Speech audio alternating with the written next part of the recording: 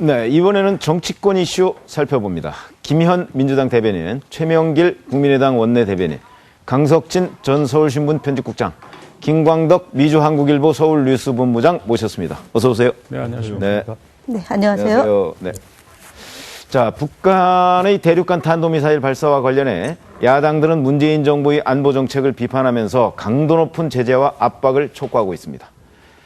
자, 이런 가운데 오늘 문재인 대통령은 북한의 ICBM 도발 여파로 굳은 표정을 지은 채 독일로 출국했습니다. 문 대통령은 원래 독일에서 대북 대화 기조는 유지한다는 방침 아래 대화의 복원을 골자로 한 연설을 하려 했던 것으로 알려졌는데 지금 딜레마에 빠진 셈으로 보입니다. 독일 연설문을 다시 써야 할 것 같은 느낌이 드는데 우선 김현 대변인님께 그런 움직임이 있습니까? 일단은 오늘 가시기 전에 네. 북한이 미사일 도발에 대해서 우리가 성명으로만 네. 대응하는 상황이 아니다. 우리 확실한 미사일 연합 대응 태세를 북한에게 확실히 보여줄 필요가 있다라고 하면서 한미연합훈련을 제안하고 가셨거든요. 그래서 네. 일단은 이제 지금 저희가 G20에서 한 10여 개의 단독 양자회담을 하기로 되어 있으니까 그것을 이제 진행된 걸 좀 보고요. 그다음에 한미일 정상회담도 일단은 있고 하니까 그런 전반적인 흐름을 보고 지금 이제 독일에서의 메시지가 준비되고 있다고 보고 네. 그 내용 자체는 사실은 일단은 대통령께서 워낙에 북한의 이런 미사일 군사 도발에 대해서 확고한 의지가 있기 때문에 그 정신을 반영한 그런 메시지가 나올 것으로 예상합니다. 네. 우리 최 의원님도 사실은 문재인 대통령이 그 연설문 자체를 처음부터 다시 써야 되는 거 아니냐 뭐 이런 얘기를 하는 분들도 있습니다. 어떻게 보십니까? 컨셉 자체가 달라야 되겠죠. 네. 그리고 사실 ICBM의 성공이라고 하는 거는 그게 이제 국제사회에 주는 그 충격이라고 하는 것이 그 이전과는 전혀 상황이 다르기 때문에 그 이전에 유사한 대화와 압박을 병행해서 대화를 유도하기 위해서 여러 가지 수단을 제시하는 그런 수준으로 제안을 했을 경우에는 굉장히 이상하게 받아들일 소지가 높기 때문에 그 부분은 빨리 드러내고 조정을 좀 해야 되지 않을까 그렇게 생각이 듭니다. 네, 지금 화면으로 보고 계신 저거는 문재인 대통령이 방미 당시의 모습입니다. 네. 그리고 그 빨간 넥타이는 오늘 출국할 모습인데 표정이 저희가 이제 굳은 표정으로 출국했다 이렇게 말씀을 드렸는데 아마도 표정이 좀 달라 보입니다. 강석진 국장님은 저 사진만 봐도 네. 오늘 G20 정상회담으로 출국하는 문재인 대통령의 어떤 마음속의 그 무게감 이런 것들이 저희가 느껴지거든요. 어떻게 보세요? 느껴지고요. 네. 저는 그 연설문 대폭 수정이 불가피하다는 사실 자체도 널리 알려야 된다고 생각을 합니다. 네. 우리 지금 대통령이 베를린에 가서 하시는 말씀이 우리 국내뿐만 아니라 국제사회에도 굉장히 큰 메시지가 될 가능성이 높거든요. 네.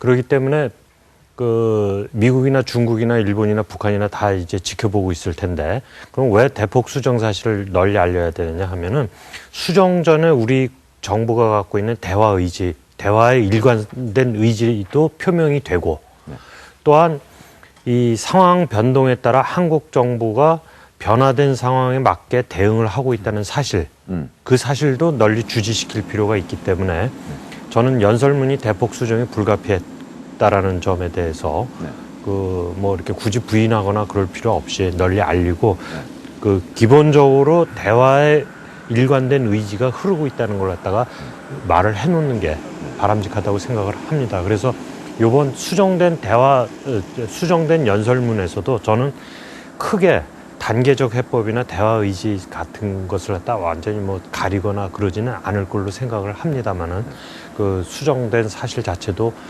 북한이나 다른 우리 국제사회에 대해서 중요한 메시지가 될 수 있다고 생각을 합니다. 네, 김광특 본부장님한테 제가 이런 질문을 드리겠습니다. 일각에서는 이번 ICBM 발사 성공을 계기로 해서 문재인 정부가 그동안 가지고 있던 대북 정책의 기조 그 자체도 사실은 바꿔야 되는 것 아니냐 이런 얘기를 하는 사람들도 있습니다.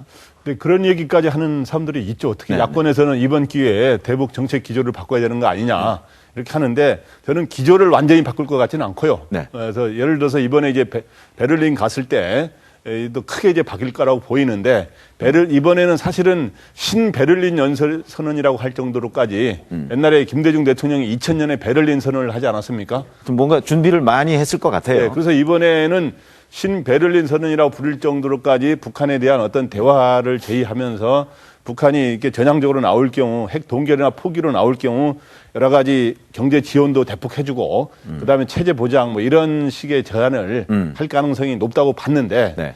이번에 이러한 ICBM까지의 어떤 미사일을 발사함으로 인해서 이제 완전히 이번 연설은 상당히 이제는 그동안 대화 제재 중에 대화의 방점을 찍는 거였다면 네. 이번엔 두 가지를 다 거론하는 식으로 해서 네. 쉽게 말해서 어저께도 말했지만 돌아올 수 없는 강을 건넜다든가 레드라인을 넘게 되면은 북한이 오히려 굉장히 고립되고 위험할 수 있다라고 하는 한반도 자체의 평화가 굉장히 어려워질 수 있다고 하는 그러한 또 경고의 메시지도 분명하게 할 거로 보입니다. 그래서 앞으로 그런 측면에서 대북 정책의 기조 변화까지는 아니지만 네.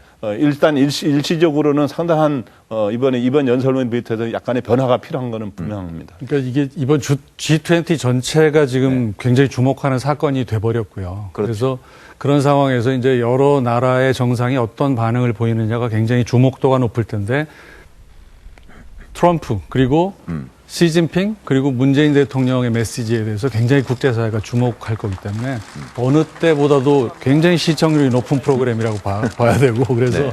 굉장히 조심해야 된다고 저는 봅니다. 여기서 잘못 메시지가 전달이 되면 국제사회로부터 굉장히 이상한 그 반응을 불러올 수가 있기 때문에 그러나 문재인 굉장히 대통령은 세밀하게 조정해야 그렇죠? 되지 않을까. 아마 이제 아까 말씀하신 대로 그 준비를 좀 철저히 해서 그동안에 했던 것은 과감하게 잊고 새로운 준비를 해서 이번 G20 정상회담에 임하지 않을까 저는 이런 예상을 하고 있는데 네, 뭐 당연히 그렇게 네. 봐야 되겠죠. 네. 네.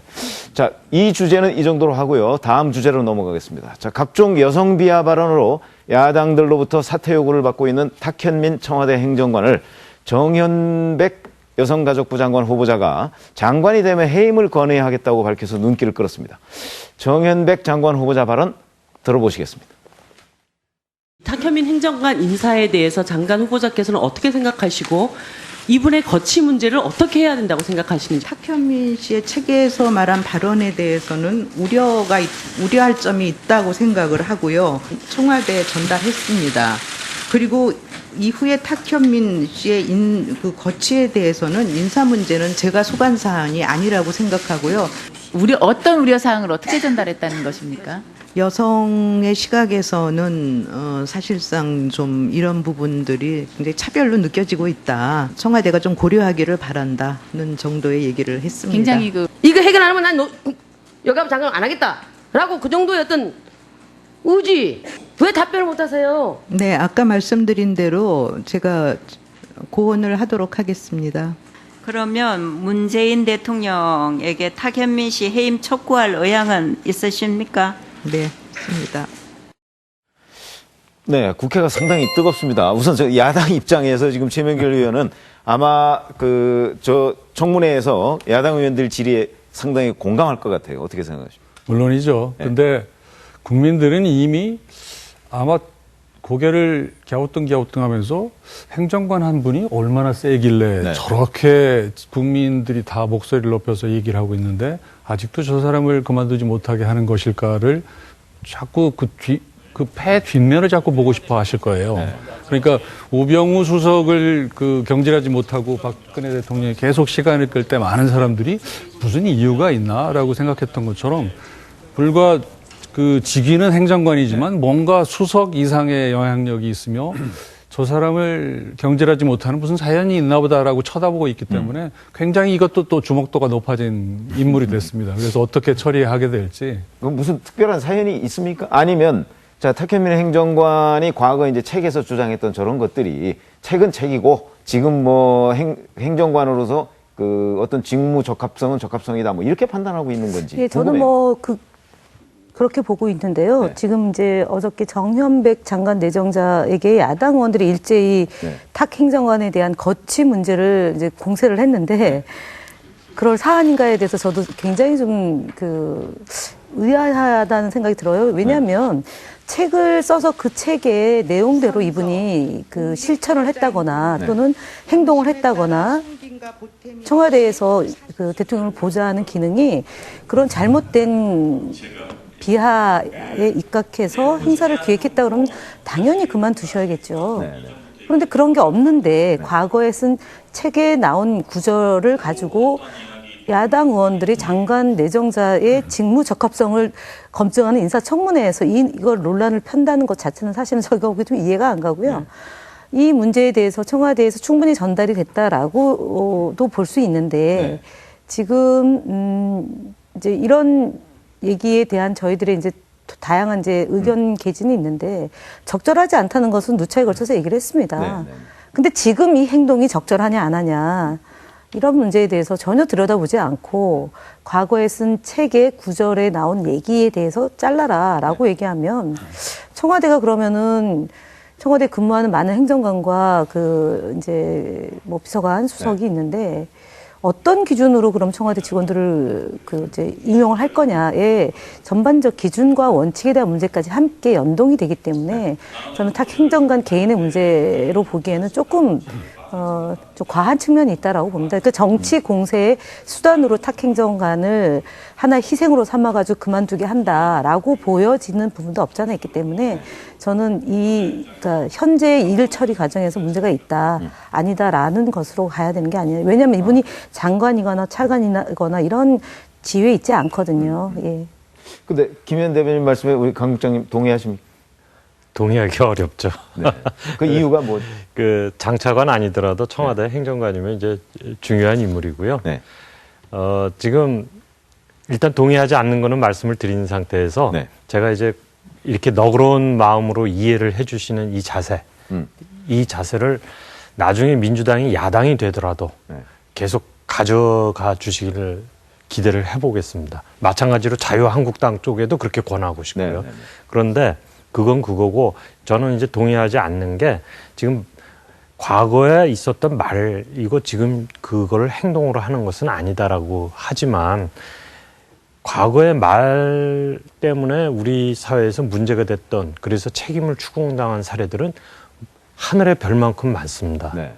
그리고 뭐 최근에 뭐 대통령에 대해서 공산주의자라고 이야기했던 사람들 다 그런 것 때문에 지금 책임 추궁을 당하고 있는 상황 아닙니까? 그것도 뭐 시간으로 보면 50보 100보의 어느 범위 내에 들어가 있죠. 그래서 저는 이 말이기 때문에 문제가 행동을 한 거는 아니기 때문에 과거의 말이기 때문에 지금 문제가 안 된다라고 말을 하는 거는 동의하기가 어렵습니다. 이 부분에 대해서 조금 짚고 넘어가야 되는 것은요.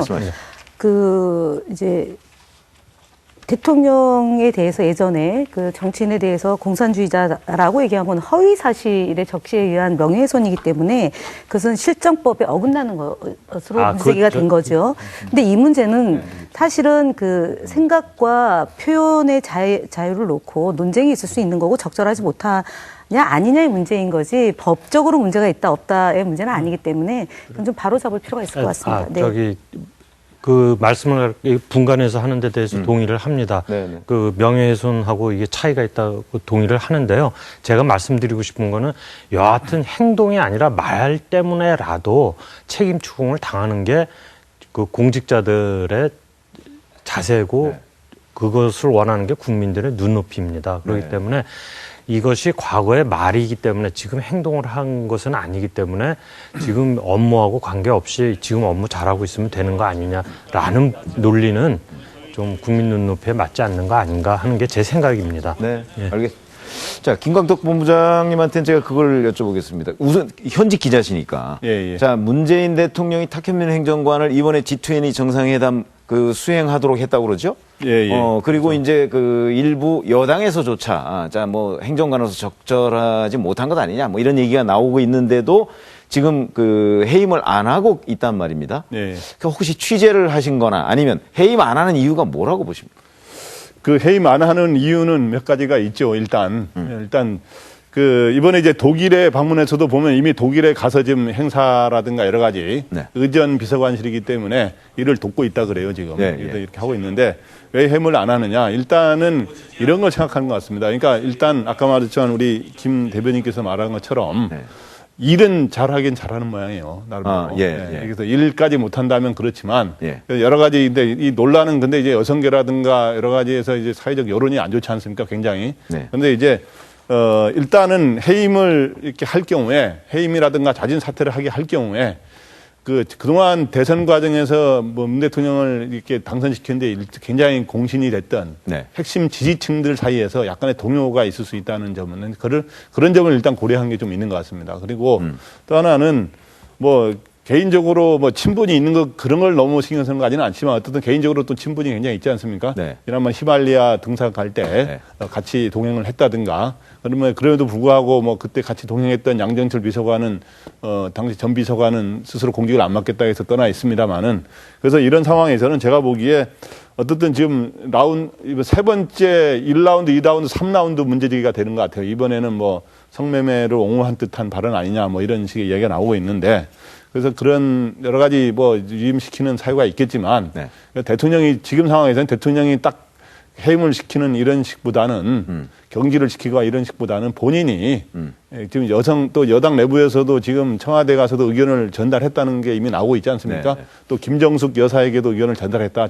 여성 일부 의원이 이런 얘기도 나오고 있기 때문에 여러 가지 분위기가 이제 슬슬 무르익고 있으니까 네. 본인이 이번에 독일을 이 G20 회의가 끝난 뒤에 자연스럽게 본인이 용퇴를 하는 게 자연스러운 방안이 아닌가. 근데 이번에 순방을 데리고 갔다는 거는 아주 강력한 정치적 메시지 아닙니까? 내가 신뢰하니까 더 이상 거론하지 마라 이런 얘기인데. 그러니까 해임하지 않겠다는 의사표시로 그런 받아들여져요. 거죠. 일단. 그렇게 봐야 되는 것이고 그래서 사실 예상을 해본다면 이번에 여성부 장관께서 장관으로 임명이 되더라도 그분이 오히려 굉장히 난관에 처하게 될 것이다라고 하는 느낌을 받게 됩니다.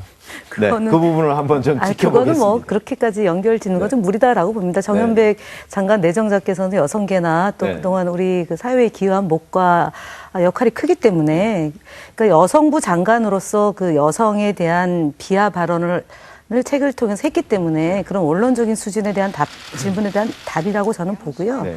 여성부 장관은 충분히 그런 의견 개진을 할 수 있는 거죠. 또 여성계 목소리를 반영해서 할 수 있는 거고 그것에 대해서 청와대가 어떤 입장을 갖느냐 또는 대통령이 어떤 판단과 선택을 하느냐의 문제는 또 그대로 남겨져 있는 거라고 보고 저는 반대하고 뭐 이런 의견 개진을 대통령 눈치 때문에 못 본다거나 또는 뭐 다양한 의견을 전달하지 못한다. 이거는 좀 아니라고 봅니다. 의견은 다양하게 전달이 되고 저와 같은 의견도 있을 수 있는 거고요. 다른 여성 의원의 의견도 있을 수 있고 야당 의견도 있다. 그래서 그런 의견을 종합해서 볼 때 적합도가 있느냐 없느냐에 대한 것이 남겨져 있는 숙제다라고 봅니다. 네, 알겠습니다. 이번엔 국민의당 제보 조작 사건으로 넘어가겠습니다. 검찰의 고강도 수사가 계속되는 가운데 박주선 비대위원장은 이번 사건을 일부 당원의 과도한 승리욕이 불러온 일이다 이렇게 선을 그었습니다. 하지만 자체 조사에도 의문점이 남아있는데 검찰 수사에서 다른 전말이 드러날 가능성 과연 없겠는지요? 우리 최명길 의원 국민의당 의원이시니까. 예. 뭐 어느 자리에 나가도 뭐 피해갈 수 없는 요즘 가장 많이 받는 질문일 겁니다. 물론이죠. 피해갈 수 없는 사안인데 참 힘들고 괴로운 일입니다. 정당 입장에서는. 그러나 책임을 피하려 한다는 인상을 또 주고 사실은 선제적으로 박주선 당대표께서 선제적으로 대국민 사과도 하고 진상규명에 협조하고 노력하겠노라고 먼저 얘기를 하면서 이 사건이 이제 공개가 됐는데 그럼에도 불구하고 상임선대위원장과 당시 후보는 왜 사과를 하지 않느냐 하는 논란으로 이렇게 번지면서 상당히 그 일이 좀 그 당 입장에서 굉장히 부담스럽게 된 건 사실입니다.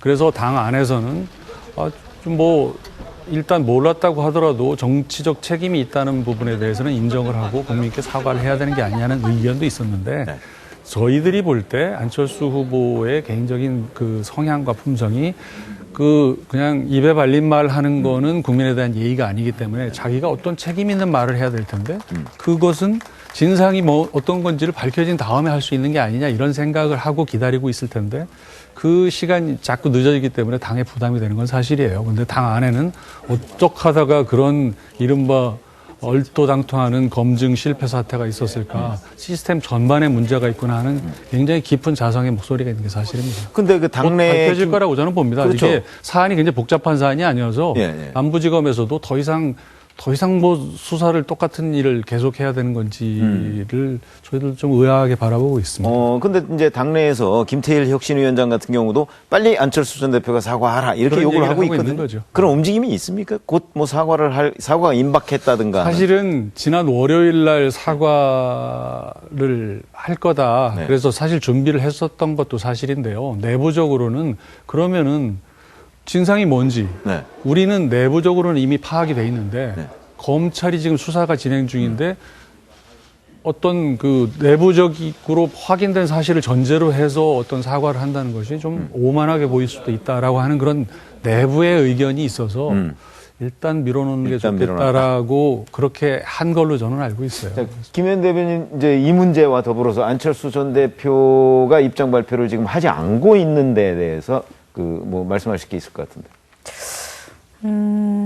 최근 참 더불어민주당에서는 뭐 공세를 좀 자제한다 이런 보도도 있었어요. 뭐 그런 건 아니고요. 네. 저희가 애초 이 사건이 보도된 지난주 월요일 날 가장 먼저 그 고위 전략회의에서 얘기했던 내용은 당시 대선 후보와 그다음에 선거를 책임졌던 선거관리위원장, 선대위원장의 책임 있는 답변을 먼저 좀 요구했던 게 있고, 두 번째는 검찰의 수사를 예의주시하겠다라고 얘기를 했습니다. 그리고 세 번째는 국민의당의 이런 소위 민주주의 근간을 훼손하는 이 사건에 대해서 사실 그대로 국민들 앞에 소상히 보고를 해야 된다라고 얘기를 드렸던 거고요.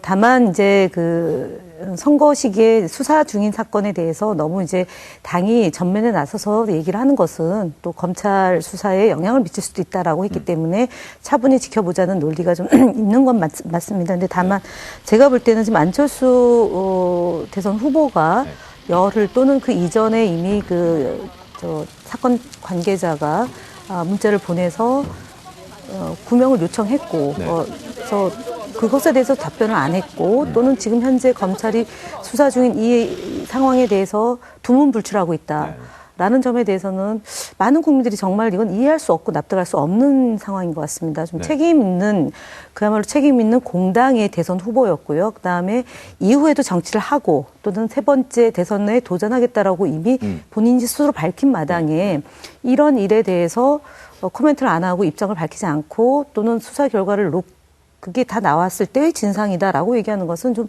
안 맞다고 봅니다. 그리고 지금 현재 특히 박지원 전 대표께서도 안철수 후보는 몰랐을 거다라고 얘기를 하는데 지금 진행되고 있는 사건의 흐름을 보면 그렇지는 않다고 봅니다. 그리고 박지원 전 대표도 이 문제에 대해서 5월 1일부터 5월 5일까지의 상황이 또 1단계 상황이고 이제 대선 시기의 상황이 2단계고요. 그다음에 검찰 소환에 임박했을 때가 3단계고 검찰 소환에서 진행되고 있는 게 4단계이지 않습니까? 그리고 어저께는 최초에 이 문제를 들었다고 하는 비대위원께서 이유미 씨가 이런 조작 사건이 왜 벌어졌는지에 대해서 검찰의 수사이 밝히지만 혼자의 단독 범행이라고 얘기하는 점에 대해서는 묘한 뉘앙스를 풍겼기 때문에 저는 지금이라도 정치는 뭐 타이밍이라고 하지만 늦었을 때가 가장 정확한 적기일 수도 있기 때문에 안철수 전 후보가 지금까지 이렇게 국민들 앞에 나타나지 않는 것은 매우 무책임한 일이다. 그리고 공당의 대선 후보로서의 태도도 아니고 그 공당이 어쨌든 계속 정치를 해야 되고 또 이제 지금 현재 줄줄이 탈당하느니 많은 이런 얘기도 나오고 있는 마당에 좀 책임 있는 모습을 보여주시는 게 국민에 대한 도리다라고 봅니다. 네, 그럼 여기서 시민들은 안철수 전 대표가 사과를 해야 한다고 생각하는지 혹은 안 대표가 왜 사과를 안 하고 있다고 생각하는지 저희가 직접 목소리를 담아왔습니다. 한번 들어보시겠습니다.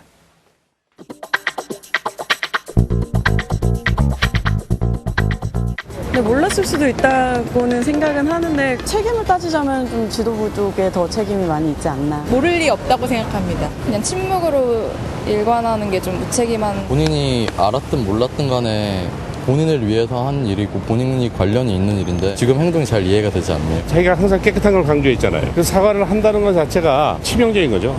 그러니까 못하는 거죠. 원래 근데 안철수 후보가 전에부터 그런 게 조금 타이밍이 늦어요. 만약에 연루가 됐다고 하면은 처벌을 받아야 되겠지만 정치적인 공방으로 해가지고 안철수 전 후보에 대한 정략적인 접근은 바람직하지 않다고 생각합니다. 안철수 말을 믿어야죠. 아직은 기회가 있다고 생각합니다. 그래도 사과를 하는 게 이제 그 어떤 나아지고 그 이후에 당의 재존립을 위한 그런 발판이 될 수 있을 거라고는 생각해요. TV에서는 자꾸 늦었다고 나오는데 그래도 사과는 해야 되지 않을까요? 네, 국민의당에서 저런 시민들의 의견을 좀 많이 참고로 해서 이 문제에 대처를 해야 하지 않을까 하는 생각을 제가 해봅니다. 자, 이번에는 한국당 상황을 짚어보겠습니다. 자, 홍준표 체제로 혁신을 약속한 자유한국당.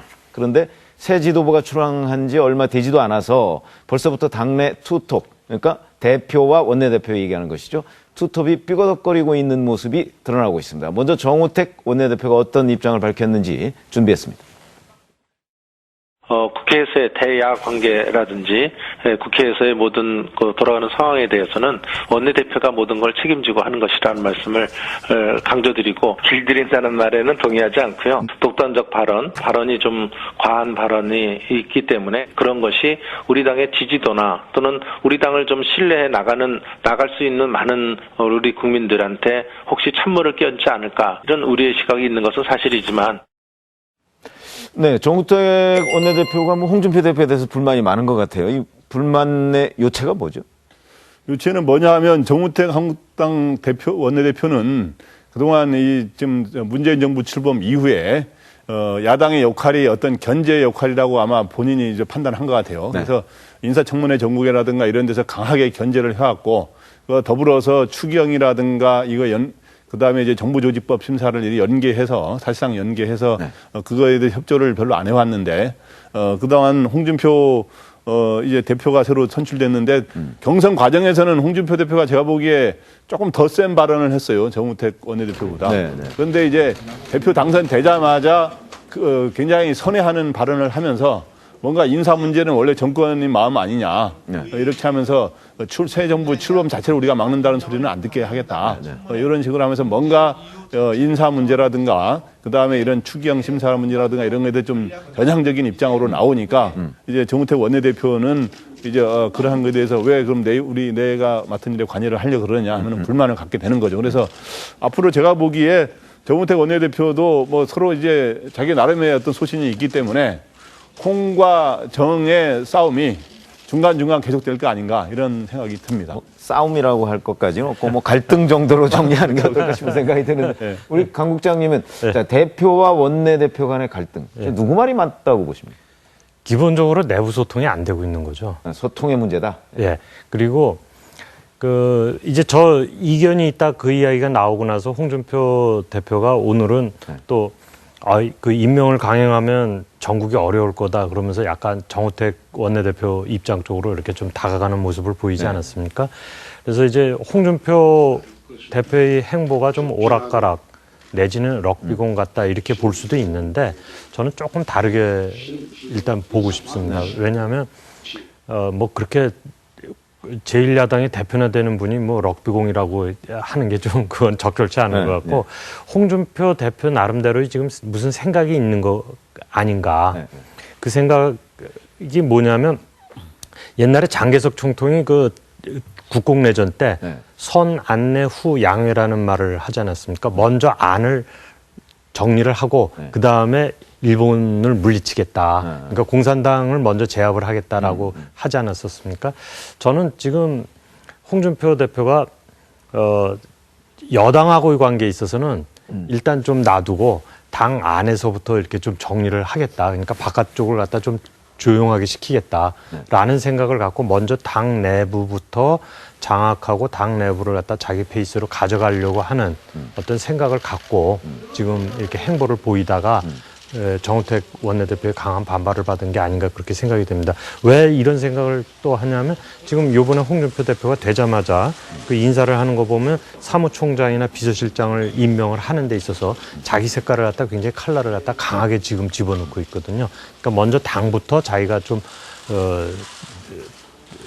정비를 해보겠다 그런 생각을 갖고 지금 행보를 보이는 거 아닌가 그렇게 봅니다. 네, 이게 남이당 일이긴 합니다만은 그 자유한국당의 저런 대표 원내대표 갈등 저거 보고 좀 아마 남다른 생각을 갖고 계실 것 같은데.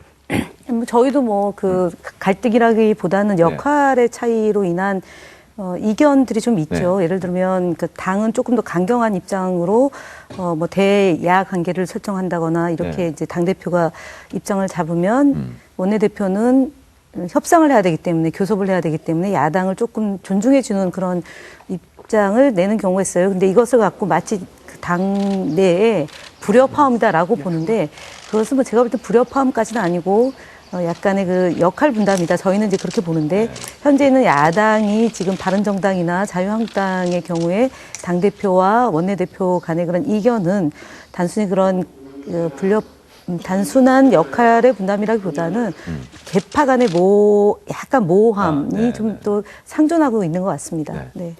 우리 최 의원님. 예, 저는 뭐 정치 이렇게 기자하던 시절로 돌아가서 이 상황을 이렇게 보면요.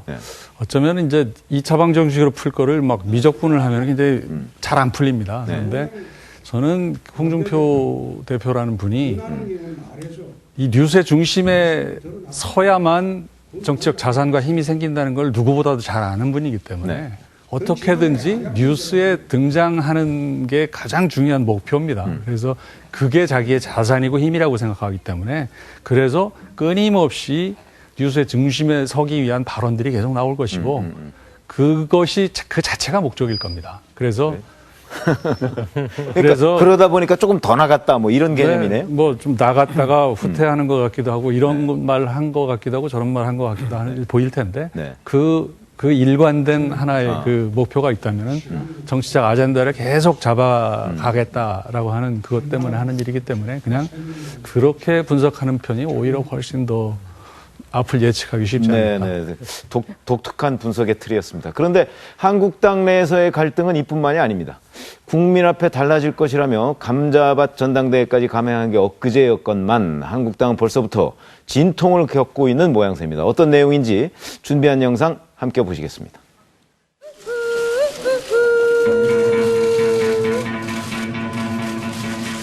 최고등급 의원님들에게 우리 신입 지도부도 첫 인사하는 날이니까 많은 의견을 주십니다.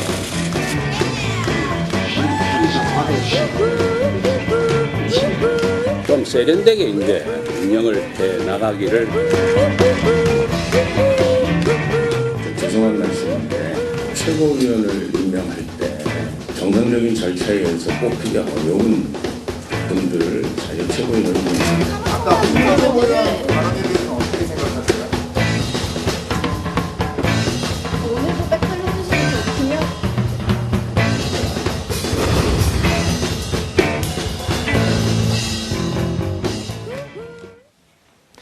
게다가 홍 대표의 친정체제 구축, 그러니까 지명직 최고위원에 본인의 측근인 이종혁 전 의원을 임명하면서 당내 반발이 만만치 않은 상황입니다. 이에 대해서 홍 대표 입에서는 그동안에 뭐 양아치 친박, 뭐 바퀴벌레 뭐 이런 얘기에 있어서 이제는 구박, 이게 이제 옛날 친박이다 뭐 이런 뜻도 있지만 누굴 구박한다 뭐 이런 얘기도 있는 것 같은데 그런 표현까지 나오고 있는데 우리 김광덕 본부장님은 이 새로운 용어예요.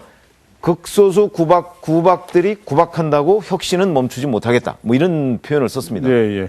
그래서 구박이 옛구자의 구에다가 박할 때 박인데 이제 구박들이 저를 구박해도 쇄신을 멈출 수 없다 이렇게 했는데 이 홍준표 대표가 이제 어떤 말을 굉장히 조어를 굉장히 잘해요. 사실 아까 했지만 뉴스에 굉장히 중심에 서는 걸 선호한다 그러는데 그런 거를 굉장히 염두에 두고 말을 만들어내는 거를 연구를 많이 하더라고요. 그 전에 취재할 때 보니까. 그래서 이제 오늘은 구박이라는 표현을 썼는데 그걸 구박이 구박해도 이런 표현을 썼는데 어떻든 지금 앞으로는 지금 친박들이 지금 뭔가 지금 잠수하고 있지 않습니까? 그리고 세력 자체가 이번에 전당대회에서 별로 표출이 안 됐는데 근데 이제 잠수하고 있기 때문에 그러나 항상 잠재적으로 이게 또 이 대구 경북에 기반을 둔 친박들이 여전히 어느 순간에는 또 목소리를 높일 가능성이 있기 때문에 소위 친홍과 현재는 비홍, 반홍의 대결을 하면 나중에는 친박들이 또 목소리 높일 가능성이 있어요. 그래서 그거에 대비해서 이번에도 자기 가까운 사람을 이종혁 전 의원을 지명직 최고위원으로 한 거는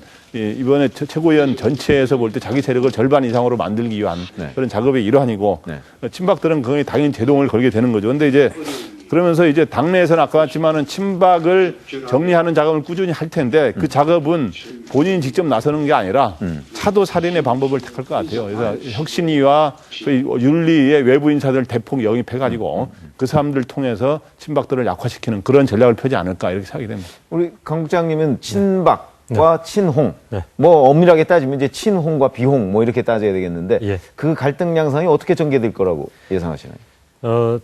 저는 지금 당장 저렇게 싸우면 그 홍 대표가 뉴스 중심에 서기는 하겠지만 사람들의 마음은 한국당으로부터 총체적으로는 멀어질 수밖에 없다고 생각을 합니다. 최근에 그 갤럽 여론조사 보면은 자유한국당이 바른정당한테 뒤졌지 않습니까? 근데 그 내용을 자세하게 한꺼풀 더 들어가서 보면 어디서 졌냐 하면은 대구 경북에서도 졌어요. 그 다음에 서울에서도 졌고 경기 인천에서도 졌습니다. 굉장히 그 세부 내용으로 들어가면 자유한국당의 위기는 굉장히 큰 위기거든요. 그런데 그 작은 몫을 놓고 지금 또 싸우고 있는 거 아닙니까? 그럼에도 불구하고 지금 국회의원 선거가 3년이나 남았기 때문에 저분들은 나중에 가서 회복하기로 하고 일단은 당내에서 싸움은 치열하게 그 헤게모니를 놓지 않기 위해서 굉장히 치열하게 싸울 걸로 예상이 됩니다. 특히 내년 지방선거를 앞두고 지방선거에서의 공천이나 그 결과는 국회의원들이 그 각 지역구에서의 활동 그 뿌리가 되지 않습니까?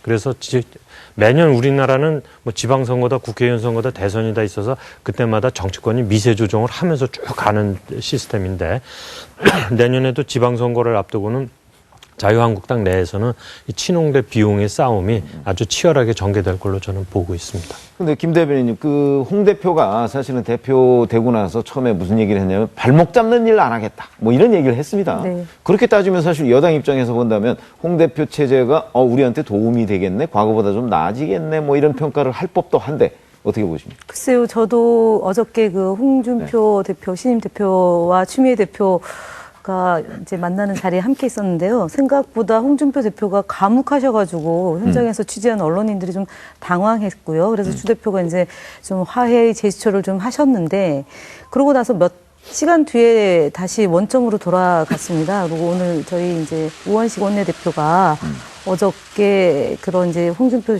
대표의 말씀에 대해서는 좀 기대를 했는데 오늘 바로 그냥 안 되는 걸로 다 됐지 않습니까? 그래서 이게 좀 쉽지 않은 상황이다라고 보고 특히 이제 뭐 앞서 말씀하셨던 것처럼 지방선거도 지방선거지만 보궐선거가 굉장히 여러 군데서 내년 총선, 그러니까 내년 지방선거 시기에 보궐선거가 이루어지지 않겠습니까? 그래서 이것 때문에도 당내에 그런 이제 어쨌든 그 지분을 둘러싼 힘겨루기가 있을 텐데 여기에 역점을 두고 지금 해야 될 일자리 추경 문제나 아니면 정부 조직법 문제를 등한히 하면 그러지 않아도 국민들이 외면하고 있는데 정치권을 이게 점점 더 심하게 되는 형국으로 가면 정치가 전반적으로 국민들로부터 불신받는 상황이 더 깊어지고 앞서 뭐 좀 대통령에 대해서 그 이러저러한 얘기도 하지만 결국은 지금 대통령에 대한 국정 운영에 대한 평가가 80%가 넘어간 이유가 정치권이 제 역할을 하지 못하기 때문에 대통령에 대한 기대치가 상대적으로 더 높게 나타나는 거고요. 그리고 정당에 대한 지지도는 거의 뭐 한 자릿수로 지금 떨어지고 있는데 빨리 이런 문제를 좀 그 국민이 원하는 게 뭔지, 그러니까 일자리 추경과 정부조직법 하려고 하는, 그러니까 홍준표 신임 대표가 그 인사청문회에 대한 문제나 아니면 정부 조직법에 대한 문제나 추경에 대한 얘기를 좀 전향적으로 했던 것이 좀 제1야당이 하루가 멀다 바꾸지 말고 좀 이렇게 일관되게, 그러니까 당내 문제는 당내 문제를 놓고 보더라도 좀 책임 있는 정치 지도자로서의 면모를 보여줬으면 하는데 좀 많이 아쉽네요. 네.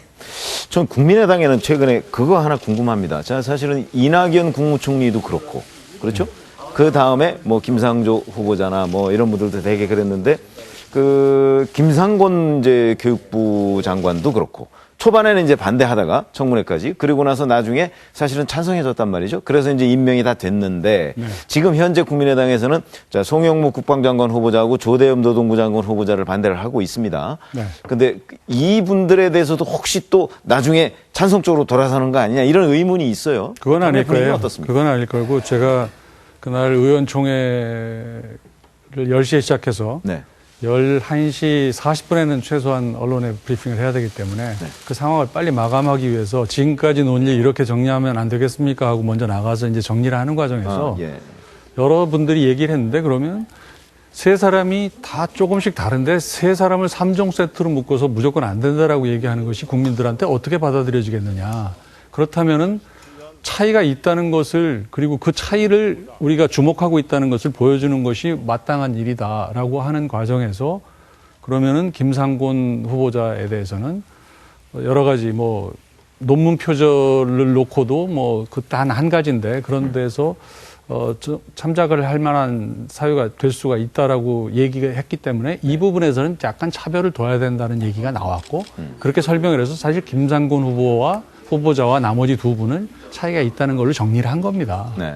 그렇기 때문에 분명히 3종 세트에서 이제 2종이 되고 하나가 이제 분리가 된 건데. 그렇다고 2종은 바뀔 리가 없다. 네, 그렇다고 해서 두 분 중에 또 한 분을 또 며칠 지나서 이건 또 괜찮다 이렇게 바뀔 가능성은 없는 거고요. 네. 굉장히 숙고 끝에 나온 얘기고 깊은 토론을 통해서 내린 결론입니다. 김광석 본부장은 어떻게 보세요? 국민의당이 또 입장을 바꿀 가능성 기자로서 평가하신다면? 일단 국민의당이 한 번 바뀌면 됐죠. 이 3종 세트에 대해서는 두 번 바꾸면 또 여기 당의 이미지가 여러 가지 그렇죠. 그래서 특히 그렇지 않아도 요즘에 이 제보 조작 관련인 뭐가 있는데 혹시 그것 때문에 두 번이나 바뀌는 거 아니냐라는 오해를 불러일으킬 수 있기 때문에 그렇지는 않는데 현재 부적격으로 하더라도 대통령이 헌법상 고유 권한으로 해서 임명할 수는 있잖아요. 그렇기 때문에 그 대통령이 임명하느냐 마느냐 하는 지금 그 문제가 오히려 남은 것 같습니다. 네. 이런 가운데 문재인 대통령은 차기 검찰총장 내정자로 문무일 후보자를 지명했습니다. 본격적인 청문회 준비로 오늘 서울고검 사무실로 출근한 문 후보자, 과연 어떤 각오를 밝혔을까요? 함께 들어보겠습니다. 그때 그 수사는 정말 최선을 다한 겁니다. 좌우면한 게 전혀 없습니다. 정말 사람으로 설 수 있는 일을 다 했습니다. 그 논의가 시작된 발단이나 배경을 잘 이해하고 있습니다. 무엇보다 부패한 공직자는 국가와 국민의 적이자 그 사람이 속했던 조직의 적이기도 합니다. 네, 문무일 검찰총장 후보자는 이제 검찰 내에서는 현직 최고의 특수통이다, 뭐 이런 평가를 받고 있습니다. 그 문무일 후보자, 이제 4명의 추천을 받았었잖아요. 그 중에 이제 문무일 후보자를 지명하게 된 배경. 와 문무일 후보자에 대한 어떤 기대, 뭐 이런 것들이 있을 것 같아요, 여권에서는. 네, 검찰 주변의 얘기를 들어보면 특별히 정치적인 색채가 없는 분이고요. 그리고 굉장히 이제 집요하게 일을 처리해 왔다라는 점에 대한 긍정적인 평가가 높다는 것이 주변의 그런 판단이고 평가인 것 같습니다. 그리고 특히 가장 이제 검찰 개혁을 해야 될 막중한 임무에 있는 분인 만큼, 그러니까 청문회 통과도 또한 중요한 이제 저희가 또 난관이지 않습니까? 그래서 그런 문제도 잘 이제 처리가 될 수 있는 분으로 저희는 보고 있기 때문에 일단은 그 흠집이 안 나는 검찰총장 후보자로 자평을 하고 있습니다. 그리고 그만큼 그러니까 그런 이렇게 처리가 돼야지만, 통과가 돼야지만 또 하고자 하는 저희 검찰 개혁의 그런 일들이 원활하게 될 수 있기 때문에 그런 차원에서 내정되지 않았을까 싶습니다. 근데 이제 문무일 검찰총장 후보자 내정 이 문제에 관해서 사실은 이게 뭐 어제 된 거기 때문에 아마 국민의당에서 현재 뭐 자료 수집이나 이런 건 제대로 이루어져 있을 것 같지는 않아요. 그리고 입장도 뭐 정해진 것 같지는 않은데 내부 분위기는 어떻습니까? 문무일 지명자에 대해서. 워낙 뭐 잘 알려진 검찰 내 인물이니까요. 그런데 이제 통상의 경우는 이제 우리 그 국민의당 안에서는 국민의당의 23명의 지역구 의원이 이제 호남에 기반을 둔 의원들이고 그래서 사실은 호남 지역에서 그 민주당과 국민의당이 경쟁을 하고 있는 입장이기 때문에 호남 쪽 인물이 중용된다는 거에 대해서는 사실 반기면서도 내심 뭔가 우리를 정치적으로 좀 어렵게 만들기 위해서 참 이런 그 기용을 계속하고 있구나 이런 분위기가 있는 게 사실이에요. 그런데 문무일 그 후보자에 대해서는 뭐 여러 가지 평이 나쁘지 않고 지금까지 굉장히 남의 말을 잘 들어주면서도 자기 원칙을 지키는 사람이다라고 하는 걸로 알려져 있기 때문에 아직까지는 평은 큰 나쁘지는 반대가 않- 없겠군요. 네, 평은 나쁘지가 않은 것 같습니다. 네. 네, 오늘은 여기까지 하겠습니다. 함께 해주신 여러분 감사합니다.